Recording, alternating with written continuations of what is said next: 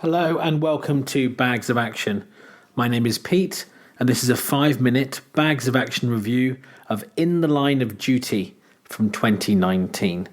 It was originally just called Line of Duty, but it's been renamed In the Line of Duty to avoid confusion with the British TV series.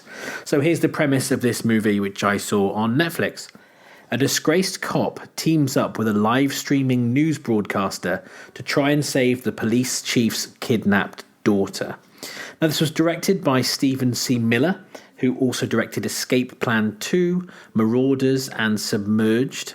And it's written by Jeremy Drysdale. Now, he's got an interesting track record. He most recently did a short, before that a couple of video games, but way back when he did write a film that I had heard of, Grand Theft Parsons, starring, I think it was Johnny Knoxville, many years ago.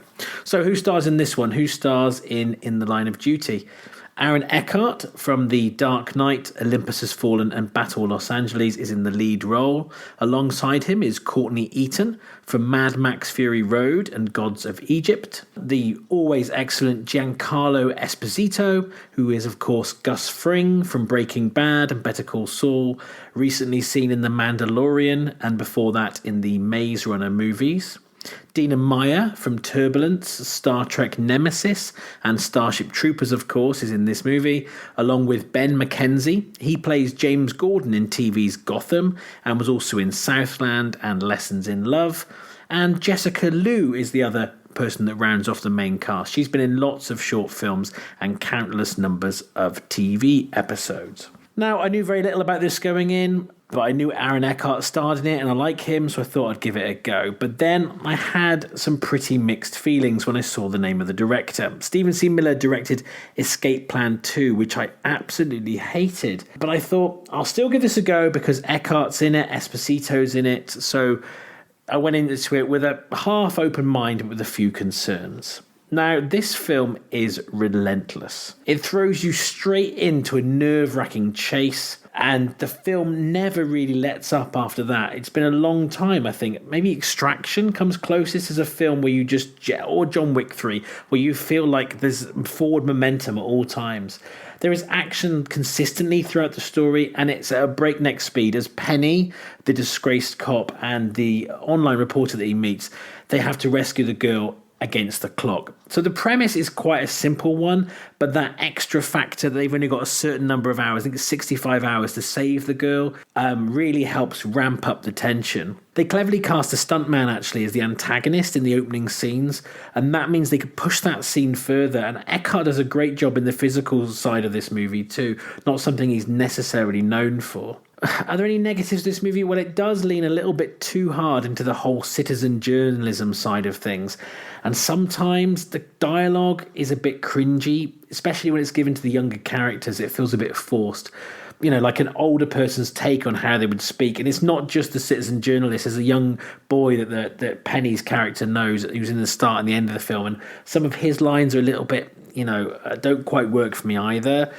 Big chunks of the story are extremely unbelievable, but the relentless pace of the film means you barely have time to scratch your head and question things. And that really is this film's saving grace. Despite some moments that would feel at home in the old Nickelodeon show iCarly, if you half ignore the online self-proclaimed journalist versus mainstream median aspect of this film, which makes it feel very now, but also feels like it's going to date it very quickly. If you forget those things in a way, this is a solid action movie. The fights, the shootouts, and the chases are really good, and the way the action flows and the camera moves is really interesting. Some scenes are really reminiscent of Captain America: Winter Soldier. The two central performances is what, for all intents and purposes, makes this kind of a buddy cop movie. Eckhart is as good as ever, as are, of course, Meyer and Esposito, and the relationship between Eckhart's character and Eaton's is the film's emotional centre. She's this teenager, or late teens, early 20s. He's this older cop, and he kind of has a father-daughter kind of almost relationship with her as they get to know each other. Yeah, Meyer and Esposito have less to do, Dina Meyer and Giancarlo Esposito, but they do what they get to do well, and Ben McKenzie puts in a really good shift too, in an interesting role. Will In the Line of Duty be anyone's favourite film? Probably not. Will it live long in the memory? Probably not either. But it's well made, it's entertaining, and it's a really worthy use of 90 minutes of your time, absolutely. It's a good old-fashioned action movie in many ways, and it reminds me a lot of the straight-to-video films I watched in the early to mid-90s, but that's no bad thing. I mean, on the one hand, some bits of the story annoyed me enough to make me think I was going to give this a 2. Some of the action elements could make it almost borderline on a 4, but not really when you compare it to some of the great films of the past. So all that considered, with no half bags allowed, I'm actually going to recommend In the Line of Duty. I think it's well worth a watch, mainly for the action sequences and Eckhart's central performance. And I'm going to give In the Line of Duty 3 bags of action out of 5. Have you seen In the Line of Duty? Do you agree with my assessment of it? Feel free to comment below or get in touch with us via email, Facebook or on Twitter.